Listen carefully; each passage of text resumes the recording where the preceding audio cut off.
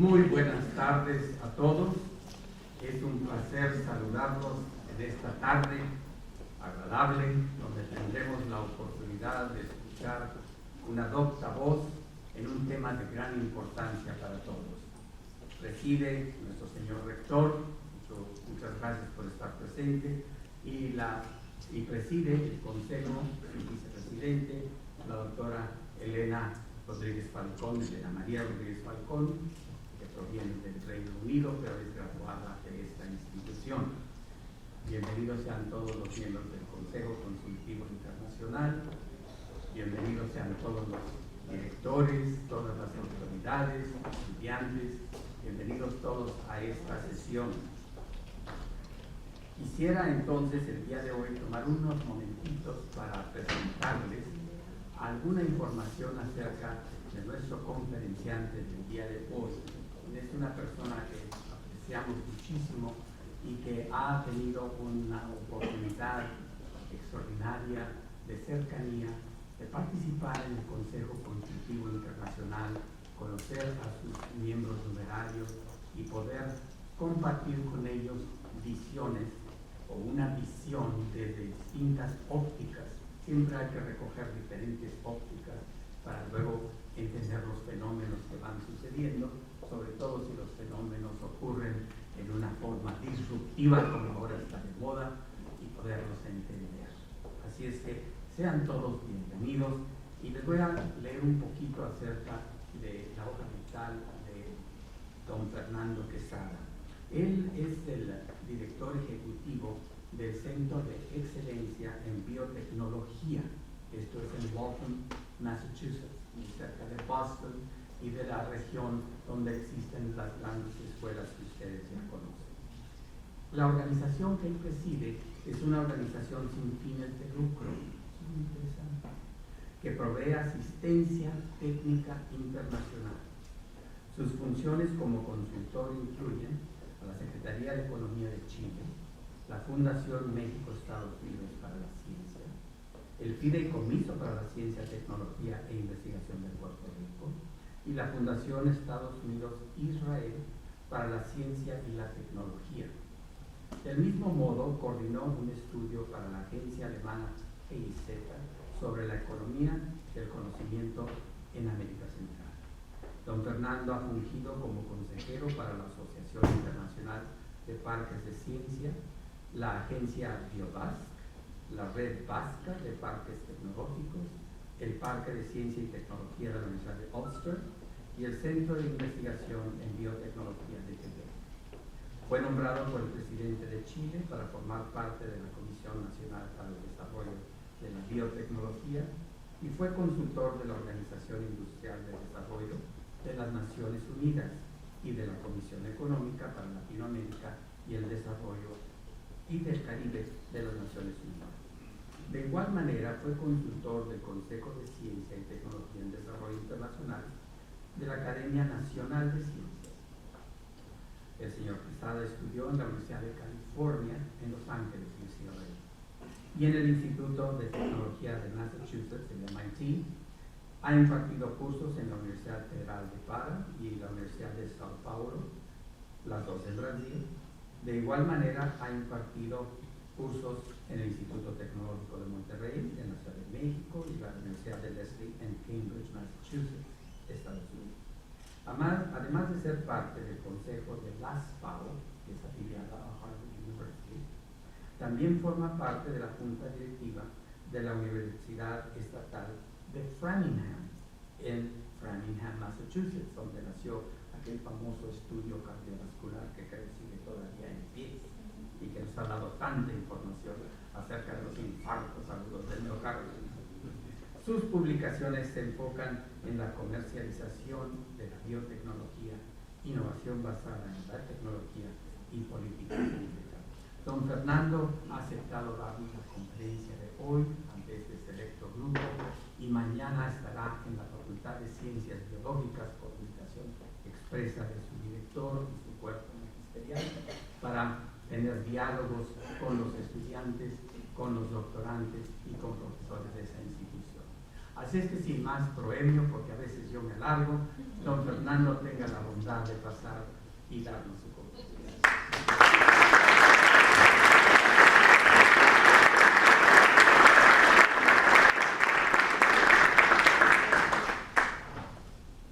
Muy amable, don González, muchas gracias y buenas tardes a todos. Encantado de estar aquí. La verdad es que esta charla se guía mucho en lo que estábamos discutiendo en la mañana, que es la internacionalización de la universidad. Y más queríamos darle otro ángulo, y eso es en qué manera la internacionalización también apoya a lo que son apoyos de la universidad a los ecosistemas de innovación. Y a veces eso se concentra en zonas cercanas a las universidades o a veces más allá, pero está muy de moda y siempre ha estado así, y en este campo en particular queremos, cuando menos, ver los eslabones y ver qué políticas proporcionan más apoyo a esa actividad. No sé cómo vamos a avanzar los slides. Quería poner todo en contexto porque son, no sé, unos 30 slides de transparencias, pero el mensaje es un mensaje muy sencillo, y eso es ver modelos, ¿ok? Y estamos viendo que tenemos paradigmas de realmente cuál es el impacto de la universidad en el desarrollo económico, ¿ok? Y si le agregamos el ángulo de lo que es desarrollo económico en base de tecnologías de punta, entonces ahí tenemos que ver qué mecanismos utilizamos dentro y fuera de la universidad para entonces poder apoyar estas tecnologías de punta, y más que todo comercialización, y más que todo creación de empleos, ¿okay? Es algo que lo tenemos muy presente en Estados Unidos.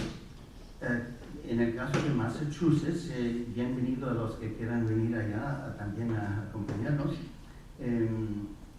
Tenemos el privilegio de ciertas universidades de buen destaque y también de un gobierno que ha apoyado tanto a nivel del Estado como a nivel federal como a nivel de los municipios. Y eso no es poca cosa el decir eso, porque a veces uno se separa de lo que son apoyos federales, de los apoyos del Estado, de los apoyos del municipio, pero queríamos ver en qué manera se pueden compatibilizar esas políticas. El otro argumento que queremos dar es uno de lo que son ciclos de vida, o sea, innovación a través de ciclos de vida, de medidas que uno toma o deja de tomar en términos de poder dar condiciones habilitadoras para estas universidades. Y bueno, vamos a tener unas observaciones generales. A ver.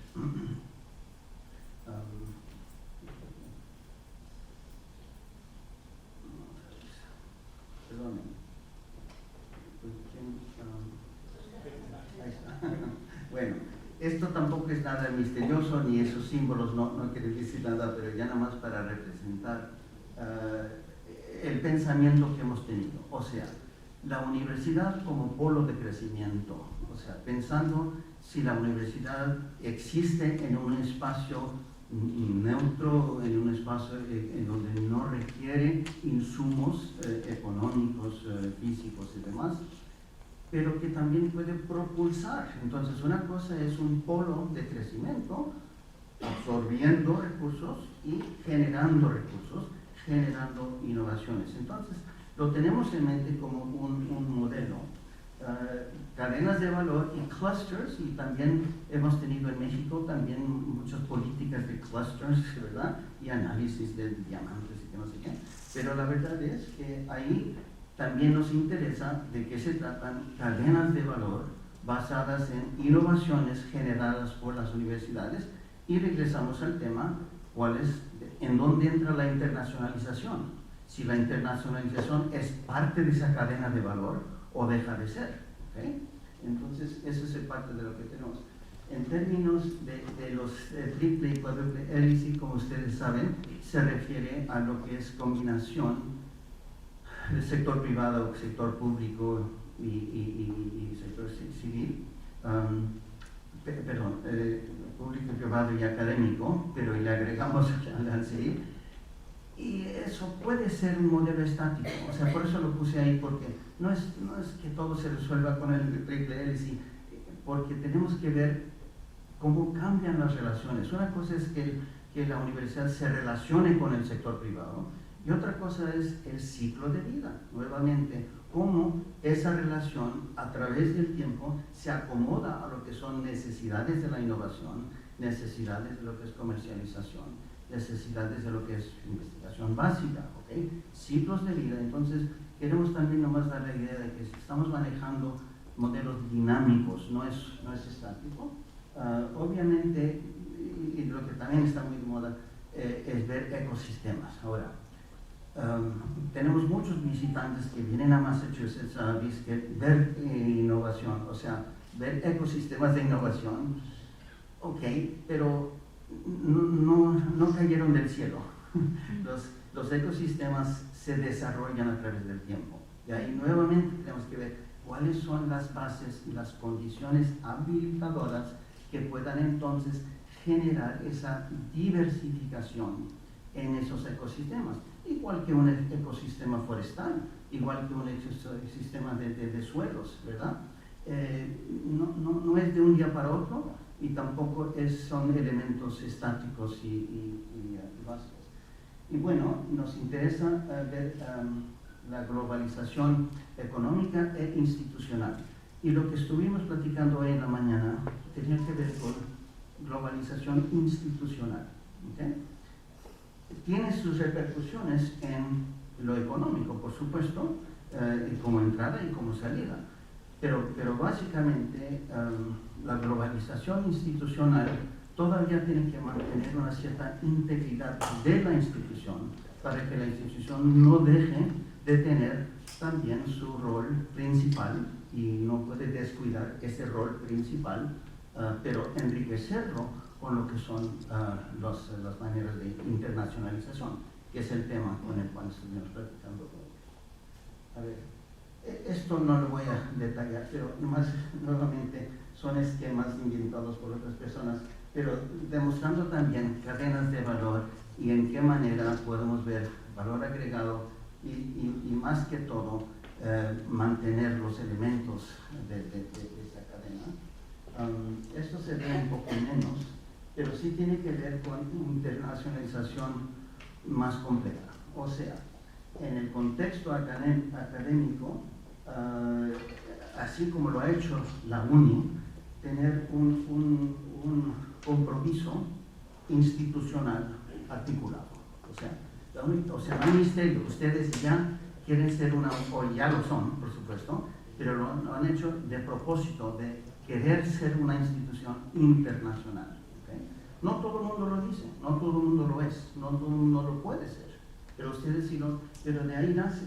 Y ahí, sin seguir también los caminos, estamos viendo de tener el liderazgo, que ustedes lo tienen, de tener el currículum, que también lo están montando, y hoy en la mañana nos han contado mucho de lo que era el contenido curricular, que también apoya aquello, de lo que son también las políticas del cuerpo docente, que ustedes los traen de todos lados y también los generan. Obviamente movilidad estudiantil, que no siempre es fácil, o sea, cuesta que un alumno tenga los recursos para poder involucrarse en actividades internacionales, y también no siempre la universidad puede cubrir esos gastos, por supuesto, pero movilidad estudiantil tiene que ser parte de eso, y ustedes también lo han hecho en una forma muy buena. ¿Y cuál es el último? ¿No lo puedo ver aquí? Colaboración, que también convenios, pero ¿cuántas veces en tiempos antiguos uno firma un convenio y toma la foto y ¡ay, qué lindo! Pero ahí se queda, ¿verdad? Ustedes no, ustedes han hecho convenios vivos, convenios que tienen sentido, convenios que le conviene a la universidad del Estado, el gobierno del Estado, pero con ese enfoque que también puede perfectamente beneficiar a las entidades internacionales con las cuales menciona. Entonces,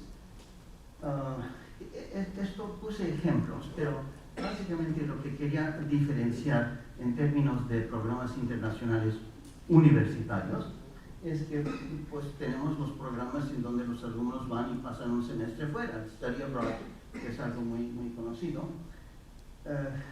Programas de estudios regionales, o sea, estudios, por ejemplo, un centro sobre África, un centro sobre Estados Unidos. Y eso me doy cuenta que pocas universidades latinoamericanas tienen un centro de estudios estadounidenses, o sea, eso es muy extraño porque muchas de las universidades americanas tienen centros de estudios latinoamericanos o centros de estudios europeos o centros de estudios asiáticos. Pero lo interesante es por qué no hemos visto más centros de estudios en América Latina sobre Estados Unidos o sobre Canadá en ese caso.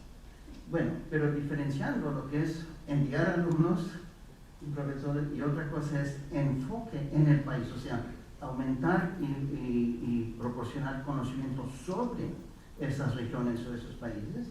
Y luego, este último es un poco más raro, lo que estamos hablando de Peer Institution Program. Puse el ejemplo de MIT con Singapur. Singapur le paga a MIT un buen dinero, pero millones y millones de dólares. MIT no pone ni un centavo, ¿okay? Y no porque no quiere, pero no es la política.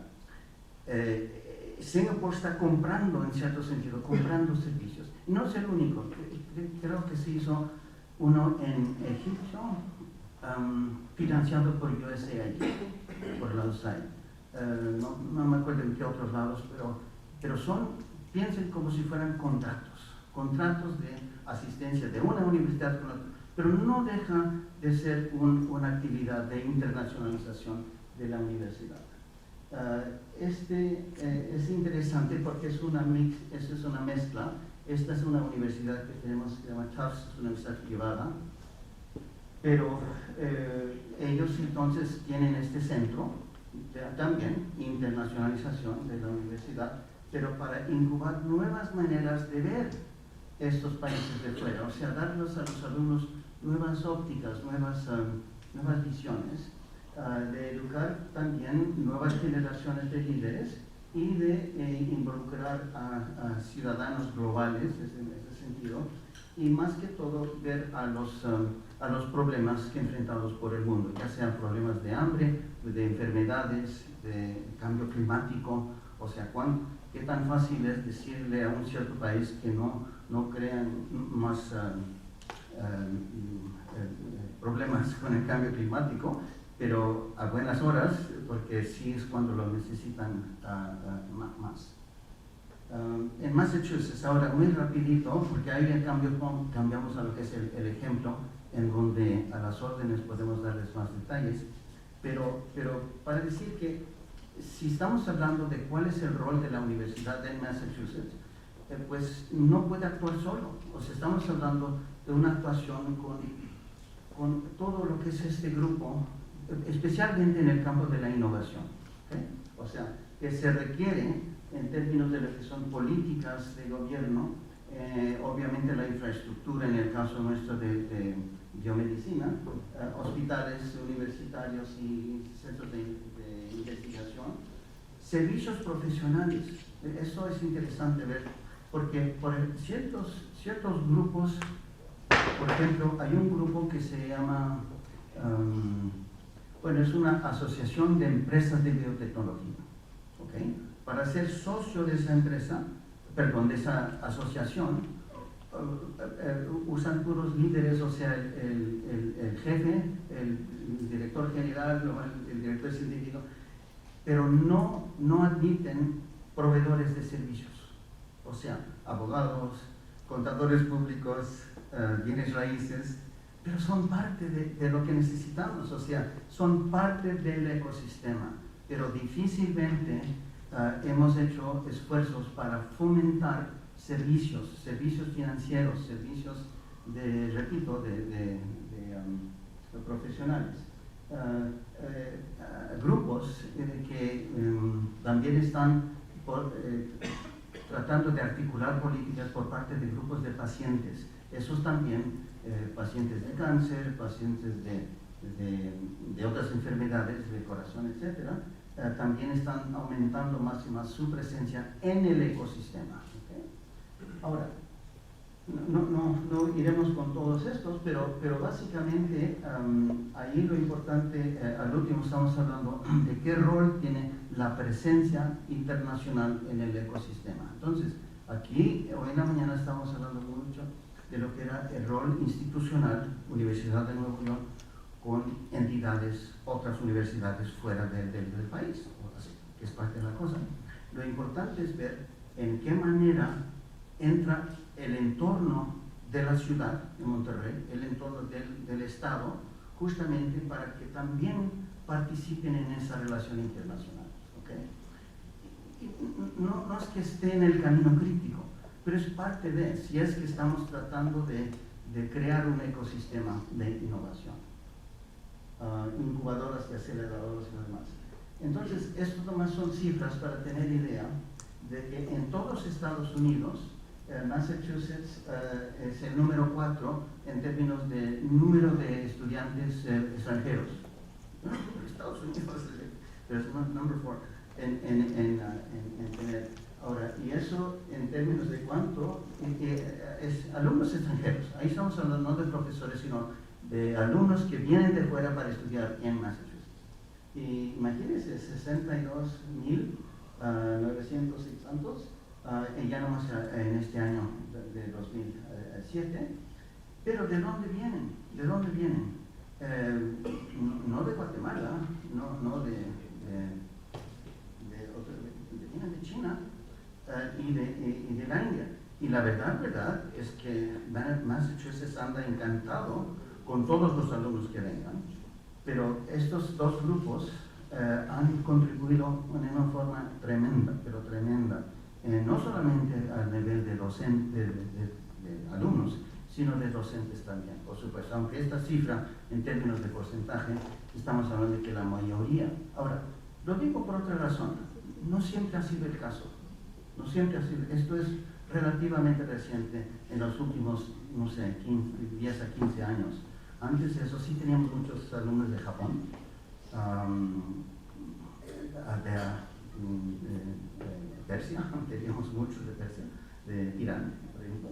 Pero lo importante es que si esos alumnos vienen, estudian, se quedan, muchos de ellos, a ser profesores o profesionales, o regresan. En este caso nos interesa como una universidad internacionalizada, en qué manera estamos contribuyendo al desarrollo científico, tecnológico, económico de los países que nos interesan. También, cifras, esas son cifras, pero no es tan importante, pero aquí abajo yo creo que son los años, pero hay que ver que hay un crecimiento, o sea, ha crecido, no ha disminuido y sigue creciendo. ¿Y por qué será? Y cuál es el beneficio que estamos derivando en Massachusetts con este nivel de participación. Bueno, y perdonen, esperaba no poder más venir a pantallar con las universidades que tenemos allá, porque no importa, o sea, ustedes tienen cosas muy importantes aquí en México y estos son contrapartes de ustedes, ¿ok? Y de pura casualidad, ahí tenemos esa masa crítica de 114 universidades y colegios, pero son de todos los tamaños. O sea, grandes universidades privadas, grandes universidades públicas. Aquí puse apenas algunos nombres. Harvard, claro, todo el mundo conoce, o MIT, todo lo conoce, pero también son excelentes. Boston University, Northeastern, Tufts, Brandeis. Son universidades también que dan posgrado, o sea, y vale la pena verlos también como comunidad y les invitamos a que si quisieran también más relaciones, también a pensar en esas universidades. También, esto vale la pena mencionar, porque si la UNI es universidad del Estado, pues ¿qué es lo que hay en Massachusetts del Estado? Bueno, lo que le llamamos las grandes universidades del Estado, estas son universidades públicas. UMass, le llamamos UMass, El campus principal está en Amherst, que está en el oeste, extremo oeste del estado, pero también hay otros campus, el Lowell, Dartmouth, Worcester y Boston. No digo que cada uno tenga su especialidad, pero la que dice Worcester, no se escucha mucho Worcester. Boston todo el mundo conoce, pero Worcester, ¿verdad? Pero ahí tenemos la escuela de medicina en Worcester, entonces es UMass Boston Medical Campus. Y la de UMass Boston es interesante porque ahí empezó un programa con México, con la UNAM. A ver, sí, tienen primero en UMass Boston, tienen una oficina de programas globales que equivale, me imagino, al doctor Daniel Johnson de programas internacionales, pero básicamente es para enviar alumnos para estudiar fuera, ¿ok? Y a eso exclusivamente se dedican a que los alumnos puedan ir a esto es muy reciente, esto pasó casi hace menos de un año, la UNAM instaló un centro de estudios, una representación en UMass Boston. Estuvieron viendo varias universidades ahí, pero lo interesante, y pueden ver ahí en el sitio de web de ellos, pues el interés es intercambio. Por lo pronto se han dedicado más que todo a lo que es cultura y literatura y antropología, ¿verdad? Pero no tardan, me imagino, en después entrar en ciencias y otras áreas tecnológicas. Pero no sé si ya sabían de este centro de la UNAM, pero es interesante. Pero les invito, ¿por qué no tener uno también de la UNI, si quieren en cualquiera de esas universidades? Este es un programa también orientado hacia México, y esto es en MIT, y la persona encargada, muy fina persona,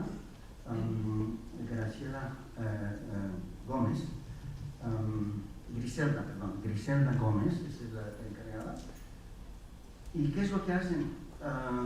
Ahí es exclusivamente conseguir alumnos de MIT, ingenieros de todos tipos, a pasar los veranos fuera, y el programa MISTI México envía alumnos. Ustedes no han aprovechado eso, ¿verdad? También, pero si quisieran, también pueden recibir, si quisieran, alumnos de MIT para ir a pasar los veranos o lo que sea, en cualquier campo que necesiten, ¿okay? Es un programa interesante. Cuando CONACYT estaba haciendo eso, yo sé que ya no lo hace, pero hubo una época en cuando CONACYT también apoyaba parte de esta actividad de algunos mexicanos que pudieran ir allá a estudiar. Esto, sí, ya te conocen un poco más, esto está en Harvard, pero esto ya tiene otra perspectiva. No es para intercambio de alumnos y no es para venida no, ellos estudian América Latina, ¿okay? Entonces es el ejemplo de que había puesto aquí. Hay ciertos centros en donde se les preocupa más el contenido y nuevamente se han concentrado más que todo en la política, bueno, ¿qué es lo que puse? Política, cultura, historia, no estamos viendo nada de ciencia y tecnología en este grupo. David Rockefeller Center for Latin American Studies. Pero sí, y tiene oficinas, me imagino la de oficina en México está en la Ciudad de México. ¿Conocen algunos de ustedes este grupo de Harvard, el David Rockefeller Center? Pero nuevamente a las órdenes para lo que quieran tener ahí. Bueno, esto es, perdonen, porque es mucho texto para leer, pero lo puse total porque viene casi del corazón. Esto del rector de MIT, que además es americano, pero nacido en Venezuela, el doctor Rafael Reif, muy buena persona, si no lo conocen sería excelente, pero articuló qué es lo que estamos, bueno, también tengo que decir algo. MIT recibe mucho dinero del extranjero, pero mucho, bueno, de todos lados, pero del extranjero, y había llegado dinero de Arabia Saudita, por ejemplo. Y a veces puede ser más controversial y gente pregunta por qué una institución de tanto renombre, de tanto prestigio, está recibiendo dinero de Arabia Saudita, sabiendo de que hay problemas ahí también ven todos tipos.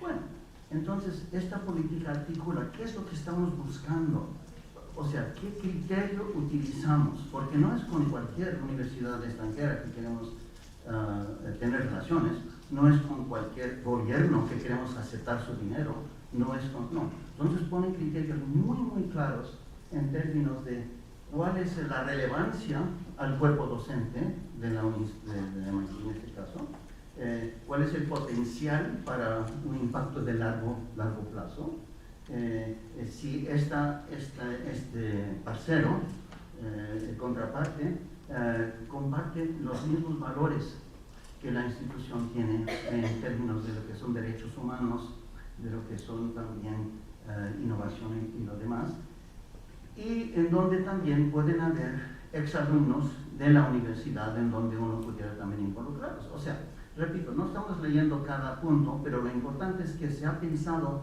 en mucho detalle cuáles son los criterios para no poder aceptar cualquier relación con cualquier entidad.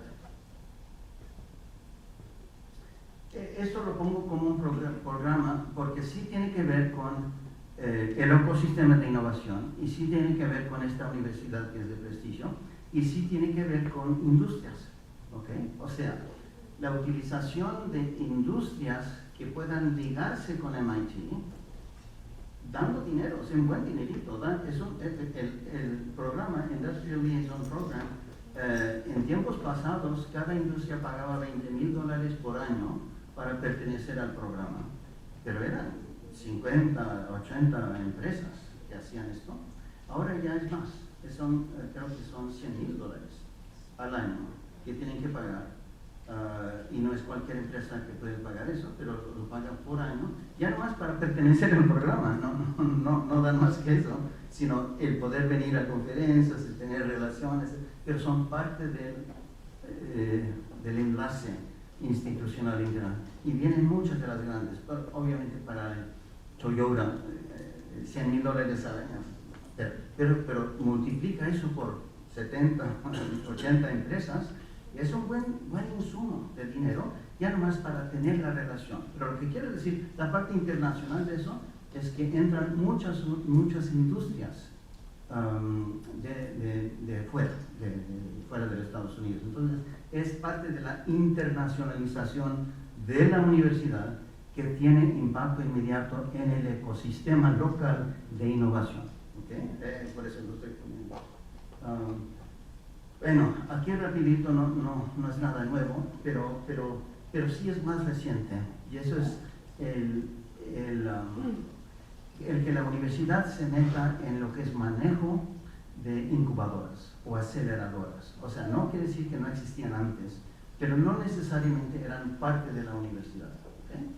Y es relevante para la discusión de hoy, porque estamos diciendo que estas mismas aceleradoras, que es para transferencia tecnológica de la universidad para empezar nuevos instrumentos, nuevas empresas, nuevas tecnologías, a la vez están atrayendo empresas de fuera, pero no son empresas grandes, son incubadas. O sea, entonces muchos de los famosos startups que vienen de Israel, vienen de Alemania, vienen de Francia, o sea, es parte de la internacionalización de la universidad, pero a través de crear una plataforma de empresas que quieran lanzarse en este ambiente. Entonces, esos no son ejemplos de 2 incubadoras, y ahí está la lista de qué es lo que ofrecen de servicios para poder pertenecer a la incubadora.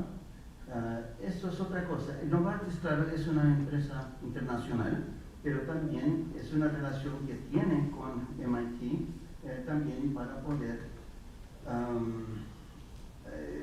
incentivar laboratorios. Pero nuevamente, es una manera de hacer monitoreo por parte de la empresa, hacer monitoreo de oportunidades de innovación tecnológica. Pero también, nuevamente, es mucho dinero, y Novartis contrata muchos de los egresados de MIT o más que todo de los postdocs, los postdoctorados. ¿Okay?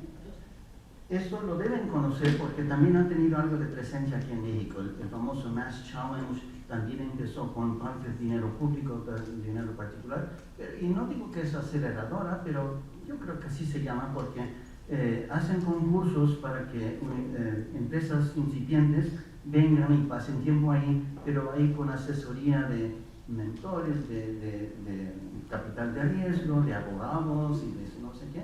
Entonces van formando una masa crítica. Con esto regresamos a aquel modelo con el cual empezamos, que son semillas que se ponen y obedecen un ciclo de vida, porque no se quedan todo el tiempo en Mass Challenge, obviamente están ahí por un ratito y se lanzan y ahí empieza el ciclo nuevamente con otros.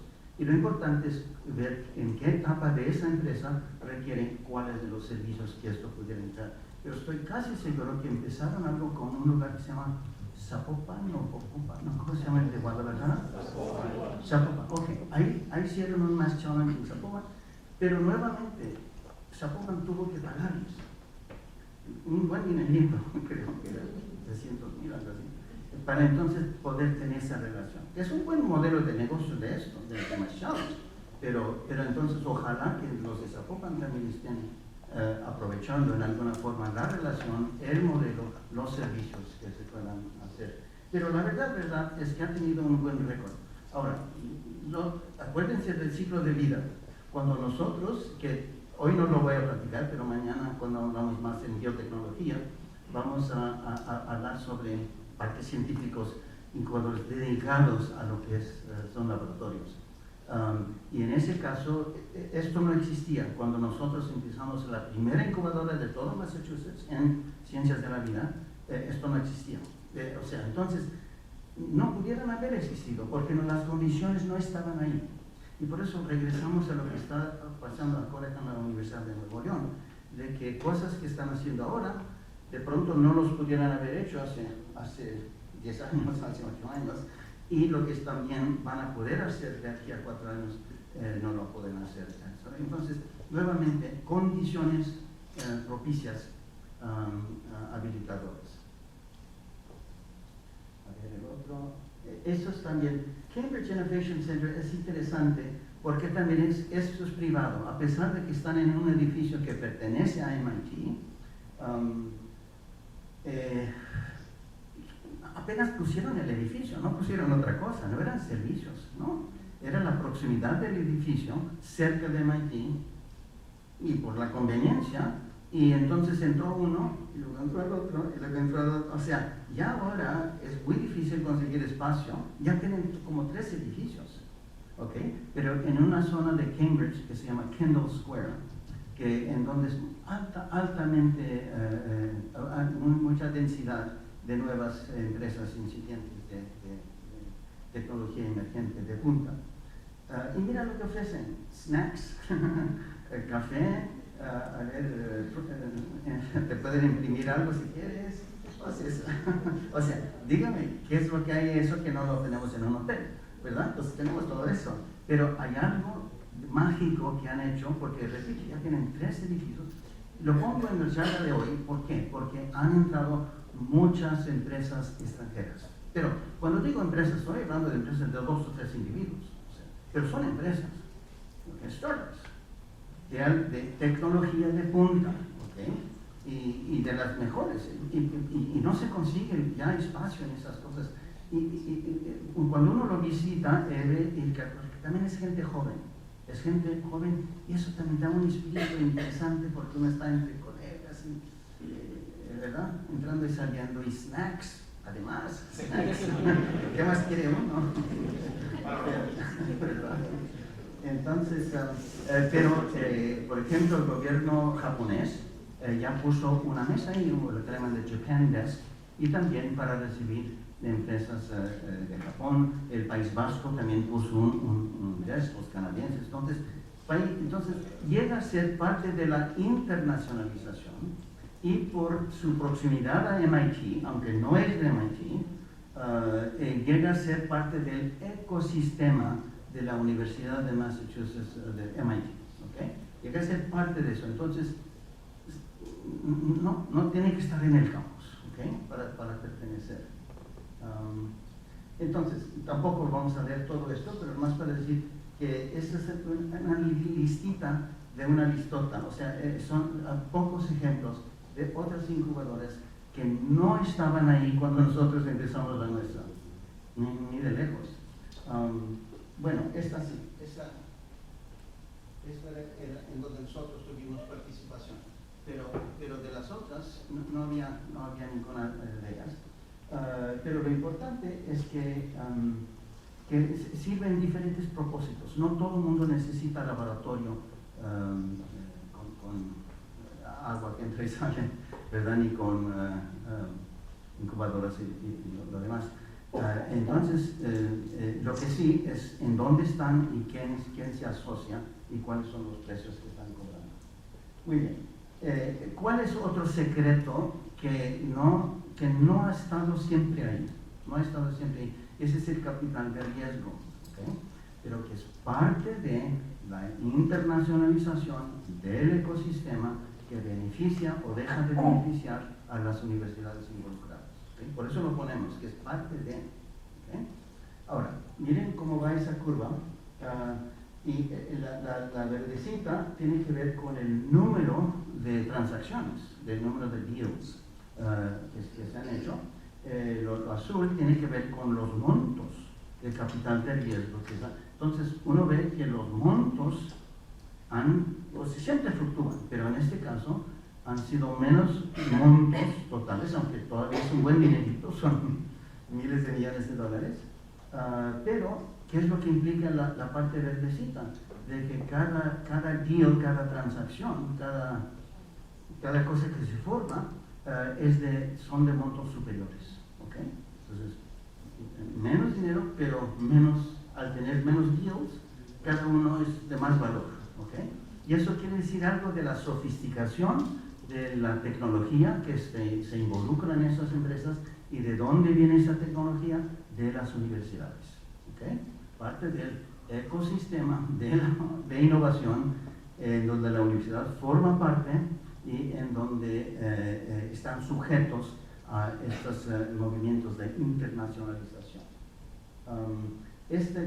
Me disculpo porque es a pesar de ser un slide de 2014, no me encontré la otra, pero la puse de cualquier manera, porque miren nomás los montos en términos de fondos de capital en Massachusetts. Imagínense, $1,000 millones. Wow. Para biotecnología, software tiene igual, bastantito. Dispositivos médicos, no tanto, pero está aumentando eso, especialmente ahora que estamos mezclando mucho de lo que son dispositivos médicos con tecnología de información, ¿okay? Y lo demás. Pero lo que quiero decir es que también esto no cayó del cielo, no es de un día para otro, se fue cultivando a través de tener las plataformas en donde las universidades han contribuido. ¿Okay? Entonces, la universidad como contribuyente al ecosistema de innovación ha sido parte de la atracción. ¿Qué es esto? También el gobierno. ¿En dónde entra también el gobierno? En el caso nuestro original, que lo voy a platicar más mañana, utilizábamos montos muy pequeños de dinero público para poder incentivar algunas de esas actividades. Poco dinero, pero mucho prestigio. ¿Y de dónde viene el prestigio? Porque teníamos premios Nobel, teníamos presidentes de universidades, teníamos en nuestra junta de directores, utilizábamos criterios idoneidad, o sea, de prestigio académico y tecnológico versus el dinero. Porque también acuérdense que aquí como en México, como en Estados Unidos, hay siempre el argumento entre los republicanos y demócratas de que debe ser gobierno pequeño y sector privado más dominante versus papá gobierno y poca participación del sector privado. Siempre ha habido ese argumento. En el caso nuestro era un gobernador demócrata y teníamos que cuidarnos de no parecer de ser papá gobierno. Entonces usamos. Pero el de arriba es demócrata, el de abajo es republicano, pero aún así metieron un fondo de $1,000 millones, fondos públicos, para entonces incentivar más aquí. Entonces, qué pena que están basando su participación solamente en la parte pecuniaria. o sea, de que piensan que con dinero pueden comprar su boleto para entrar al ecosistema de innovación. Ok, yo no es nada. Pero lo importante es que también pueden entrar con prestigio. También pueden entrar con entender cuáles son las necesidades de la gente joven, cuáles son las necesidades de las universidades, cuáles son los, a veces los obstáculos, propiamente por, no sé, propiedad intelectual, cosas que se han puesto. Pero lo importante es que están en el juego y se consideran que son parte de ese ecosistema. Eso quizá es el punto muy importante. Esto no se lee muy bien, pero es más para demostrar que no está todo concentrado en Boston y Cambridge, pero son empresas grandes y pequeñas y medianas bueno, en este caso son de biotecnología y de biofarma, en donde las grandes empresas van adquiriendo a las pequeñas y ahora es una masa crítica bastante fuerte. Ya no necesitan ayuda del gobierno, la verdad. Ya tiene su propio momento y nuevamente regresamos al ciclo de vida de en qué momento requiere intervención, ya sea de la universidad o del gobierno, o que la cosa va y uno ya nomás participa. Bueno, ¿por qué estamos también viendo esto? Porque de las grandes empresas, ellas también ponen sus propias incubadoras, pero no para invitar que venga todo el mundo, no. Son incubadoras en donde el producto que les interesa a ellos quieren incubar sin minimizando el riesgo, no quieren comprar la compañía todavía, pero quieren estar vigilando quién está avanzando en una forma pionera en esas empresas, esos tópicos, esos temas. Entonces han puesto sus propias incubadoras, sus propios laboratorios. Entonces esto ya no es algo abierto que uno puede solicitar la entrada, no, los invitan a entrar y les compran parte de las acciones, pero no todo. ¿Okay? Entonces es un sistema que a través del tiempo se va mejorando. ¿Qué más? A ver. Y esto sí, también va en todos lados, que son las asociaciones de las propias empresas. Cuando o le llamamos cluster organizations, cuando se agrupan de esta manera, tratan diferentes temas. En parte eso es lobby, se entran mucho en lo que es lobby, bastante en lo que es lobby, pero también parte de lo que es educación del público, parte de lo que son servicios a sus socios y lo demás. Entonces, eso también forma parte de ese ecosistema y las universidades están muy conscientes de estos grupos. Por último, entonces, ya nomás las observaciones que queremos hacer es que hay una evolución, o sea, en términos de los problemas y cosas a ser enfrentados, que no son estáticos, sino hay una evolución de los mismos, que tenemos que acoplarnos a las iniciativas a nivel, a pesar de que estamos trabajando en lo local, tenemos que adaptarnos a las iniciativas a nivel nacional, como ustedes también, de la misma forma. Y también que el gobierno del Estado responde de acuerdo a lo que es el ciclo de vida de lo que es ese problema de innovación. Estamos viendo también que tiene impacto en el ecosistema local, de lo que estamos también teniendo. Y mañana vamos a platicar un poco más, o sea, para ustedes en biología, sobre los retos interdisciplinarios y en dónde estamos viendo convergencia, que también hoy se mencionó. Y también cambios demográficos, de los cuales tenemos bastante. No se encuentra a vivienda, por ejemplo, en Massachusetts es carísimo el encontrar vivienda, entonces ahí porque estamos teniendo mucha entrada. Y también adaptaciones estructurales y funcionales, más para mencionar algunos, pero estamos viendo que a través de este ciclo de vida, en el ciclo de vida, estamos viendo que se requieren adaptaciones estructurales y funcionales en el caso del gobierno, en el caso del sector privado y en el caso de las universidades. ¿Okay? Entonces nos enfocamos ya nomás en cuáles son esas adaptaciones de las universidades a estas realidades. Uno, porque a pesar de que hoy ya todo el mundo tiene una oficina de transferencia tecnológica, de patentes y demás, no siempre era el caso, cuando menos en nuestro estado. no todos tenían tech transfer, pero ahora ya son más comunes. Ciclo de vida. ¿Okay? Políticas de patentes, entonces cuando entra dinero o regalías, ¿cómo se distribuyen? ¿Okay? Tampoco era uniforme de que sirve por el investigador tanto, el departamento tanto, la universidad, no. Eso hay que uniformizar para también mantener la transparencia, eso es importante. Conflicto de interés. Hemos tenido problemas en el pasado, a veces, con lamentablemente unos médicos que estaban haciendo experimentos de pruebas clínicas para las empresas en donde ellos eran dueños parciales. Y no, el peor es que estaba usando dinero público para eso. Entonces, eso causó un problema, obviamente. Entonces, NIH, que es el National Institutes of Health, que da la mayor parte del dinero, puso reglas muy estrictas, muy estrictas. Harvard puso todavía más estricto porque no querían tener ese conflicto. Pero lo que quiero decir es que la transparencia ayuda porque abre el camino. Ahí no hay problema, no hay jugadas, no, todo abierto. Y eso es lo que viene también con adaptación a través del tiempo, obviamente del disciplinario, y lo último que estamos hablando son las iniciativas internacionales como las que ustedes tienen. Bueno, yo creo que era básicamente eso.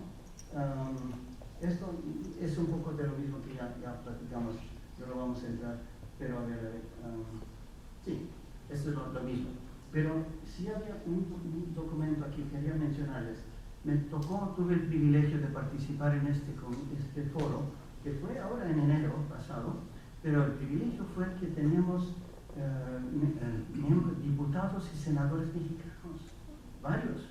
Incluso, ¿se acuerdan? Carlos Romero Hicks era uno de ellos, el que estaba en Colombia, y nos acompañó en 2 o 3 días de cosas, y otros, eran varios, eran como 20 más.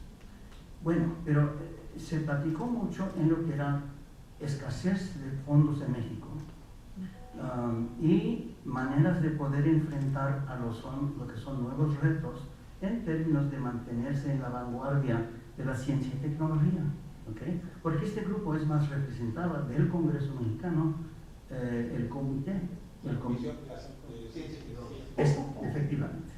Entonces, un privilegio poder platicar con eso, una persona. Pero lo menciono por otra razón, porque se presentó el embajador anterior, Anthony Wayne, que era embajador de los Estados Unidos aquí en México hace varios años, pero con un nuevo esquema de lo que era desarrollo de la fuerza laboral, ¿okay? En donde obviamente las universidades entran. Entonces, lo pongo aquí porque sí me encantaría ver que se pudiera dar un poco de seguimiento, porque lo propuso en muy buena fe y la verdad es que hubo una buena respuesta por parte de los diputados y senadores que estuvieron ahí. Y no sé, de pronto, como la universidad entra la uni entra tanto en la prepa como en otras áreas de ciencia y tecnología, y todo lo que es vocacional y tecnología puede ser de interés, porque tanto de lo que es el programa laboral, especialmente con la tecnificación y automatización, ¿verdad? Automotriz y aeronaves y lo demás, lo importante es estar al tanto de eso. Yo creo que con eso terminé, creo. Sí. Ok.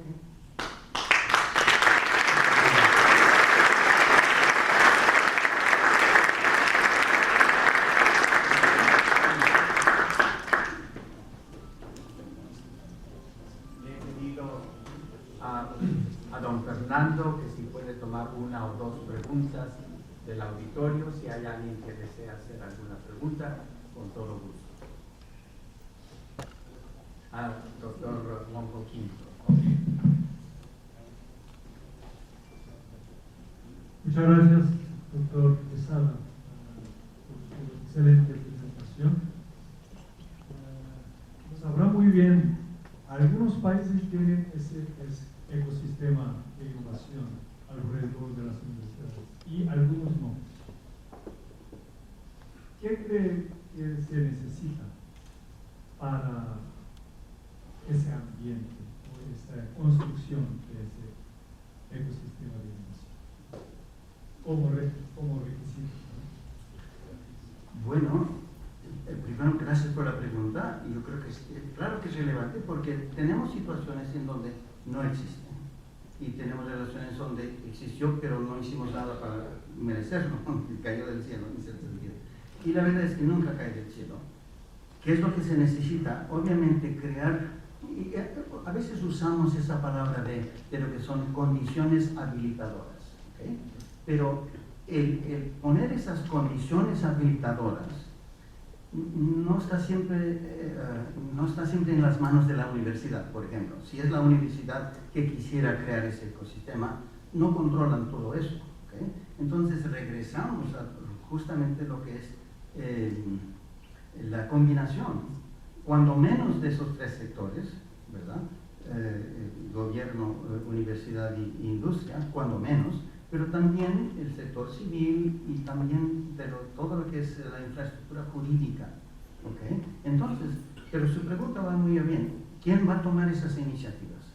Y lo que yo siempre he dicho, y ojalá sea verdad, es que no va a ser el gobierno, y la industria privada pues necesita recuperar sus inversiones. Ok, entonces la universidad está en la mejor posición realmente de poder hacer eso. Mañana voy a hablar un poco más de un parque científico que creamos en biotecnología y cuáles fueron las dificultades que ocurrieron en crear esas condiciones habilitadoras.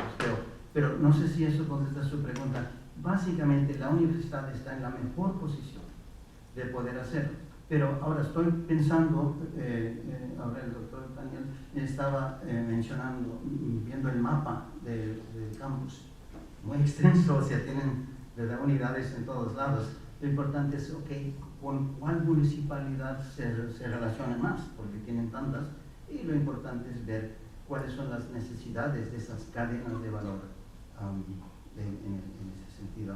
Y el otro día estamos hablando de Daejeon, en Corea del Sur, en donde nos tocó visitar, y ahí también vi que en ese caso era el gobierno, o sea, el gobierno básicamente puso lo fuerte y ahí la universidad, ya se me olvida siempre el nombre de Ciencia y Tecnología, también ha dado la respuesta y ahí también tenemos un polo importante en Corea del Sur. No, Fernando, en ese sentido, como acaba de comentar el doctor, obviamente cada país tiene una cultura diferente, ¿no? Y ustedes yo creo que lo han visto con este desarrollo que han tenido, ¿no? Y México también tiene su propia cultura, pero el mismo México tiene diferentes culturas en todas las regiones del país, ¿no? Y bueno, aquí está muy arraigado el tema educativo de universidades y que lo marca obviamente nuestra ley orgánica de la función sustantiva, ¿no?, que es la docencia, la investigación y todo lo que se refiere a la cuestión cultural. Pero cambiar de chip de un momento dado a estos escenarios, a estos ecosistemas de la innovación, de creatividad, nosotros lo estamos ya iniciando porque, bueno, a nosotros nos ayuda el ecosistema industrial que existe aquí en Monterrey, como tú conoces, ¿no? Y hay confianza también de la industria y que se han formalizado los parques tecnológicos como el FIT, que conocen, los clústeres que tenemos presencia en las universidades y que en un momento dado realizamos de manera muy incipiente, pero lo estamos haciendo, ese ecosistema.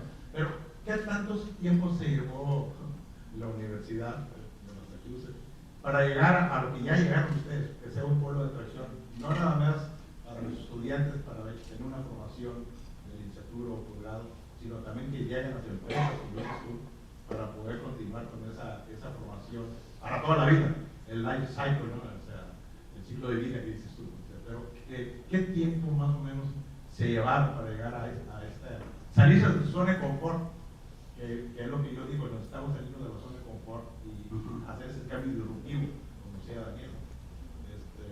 ¿Cuáles son qué nos recomienda? ¿Cuáles son las buenas prácticas que en un momento dado tuvieron ustedes? Bueno, gracias, señor rector. La pregunta es muy relevante. La respuesta corta y no muy buena es que eran 20 años, mínimo 20 años.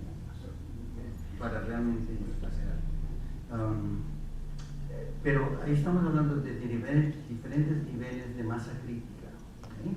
Y qué es lo que acelera más el progreso. O sea, hablando del parque que hicimos, no en Cambridge, pero en una ciudad, ustedes no la van a conocer, se llama Worcester, la puse en la pantalla, pero Worcester, ¿dónde queda Worcester?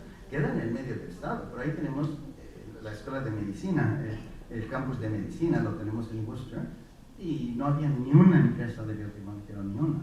Entonces, al poner la primera inversión de gobierno, de ponerlo, fácilmente, como 10 años, para empezar, ya nomás allí, para reclutar la primerita empresa que quería ponerse en el parque, porque primero era puro pasto, zacate, y no se podían imaginar que ahí iba.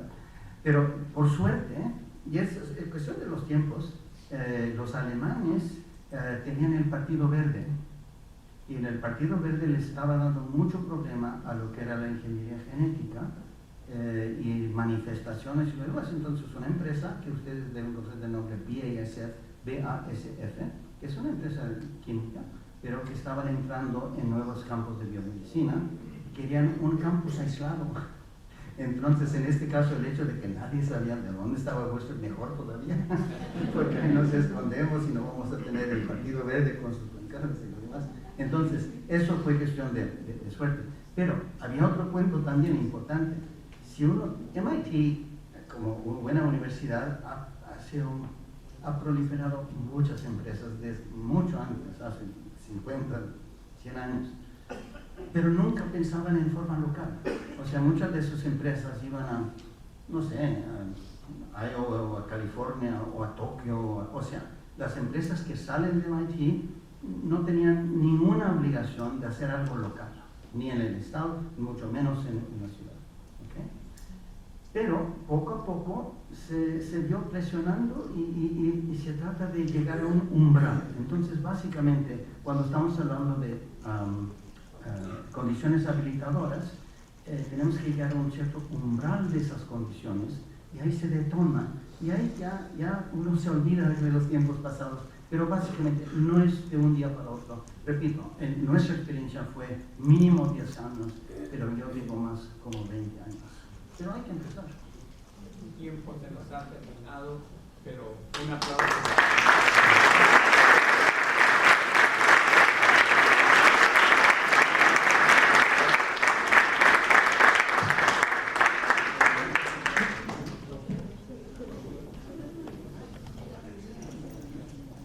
Sí, muchas gracias. Quiero primeramente, a nombre de la Universidad Autónoma de Nuevo León, primeramente agradecer al doctor don Fernando Quesada de haber aceptado la invitación para que este día nos acompañara en esta 29ª reunión del Consejo Consultivo Internacional. Lo comento porque veo muchos estudiantes, y qué bueno que están aquí los estudiantes, porque que sepan que la Universidad Autónoma de Nuevo León cuenta con este Consejo Consultivo y que están profesores e investigadores muy reconocidos a nivel internacional. Tenemos desde Brasil, Argentina, Francia, Corea, Cuba, Estados Unidos, en fin, son los que el día de hoy tenemos de Alemania, del Reino Unido, aquí nuestra doctora Elena Vera Rodríguez, como dijo el doctor Daniel, orgullosamente egresada de nuestra universidad, y nos da mucho gusto que hayamos convencido aquí a don Fernando que viniera, y porque coincidimos en un evento internacional en Cartagena, Colombia, donde tuve la oportunidad de participar como representando a la universidad, y dio la casualidad que don Fernando era el moderador de la mesa, y ahí, bueno, ya cuando ya lo conocí en persona, ya sabía quién era él, porque tanto Daniel como el doctor Reyes ya lo conocían aquí a don Fernando. El doctor Reyes también es consejero del SPAO, de esta organización internacional, y bueno, la intención es seguir participando. Ya la Secretaría Académica lo está haciendo, tratando de también aprovechar la relación de los profesores, y ahí, bueno, le corrí la invitación a don Fernando ya le comenté lo que estamos haciendo en el tema de internacionalización, y bueno, hoy se dio cuenta de lo que se está realizando en la universidad, los esfuerzos que estamos llevando a cabo y el compromiso y obviamente el tiempo y el espacio que nos dan los diferentes consejeros de este Consejo Consultivo.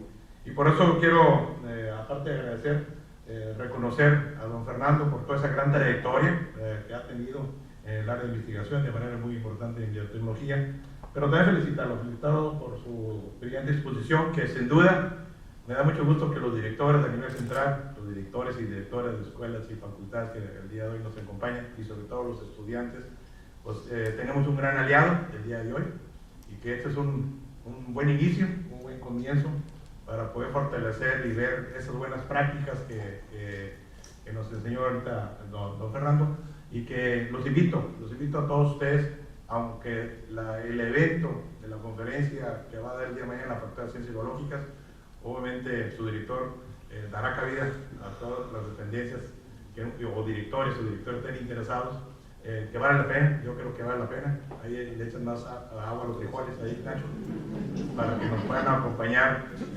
todos aquellos estudiantes, profesores o investigadores sobre este tema importante de la biomedicina. Hemos hecho esfuerzos extraordinarios ahora con esta famosa cuarta revolución industrial.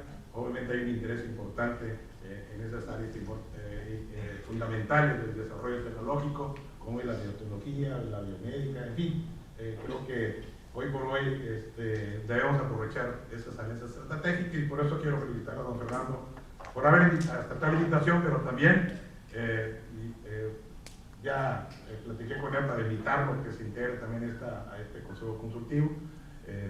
Ya se le dará de manera muy formal a don Fernando, y espero que sigamos contando con la colaboración para seguir, obviamente, como decimos nosotros, que continuemos, que esta universidad se siga transformando para educar, y obviamente que este desarrollo tecnológico podemos nosotros de manera muy importante adaptarnos lo más pronto posible. Así que, don Fernando, muchas gracias por haber impartido la conferencia Internacionalización Universitaria y Ecosistema de Innovación. Así que a nombre de esta gran comunidad universitaria te entregamos este reconocimiento por tu brillante conferencia magistral. Muchas gracias.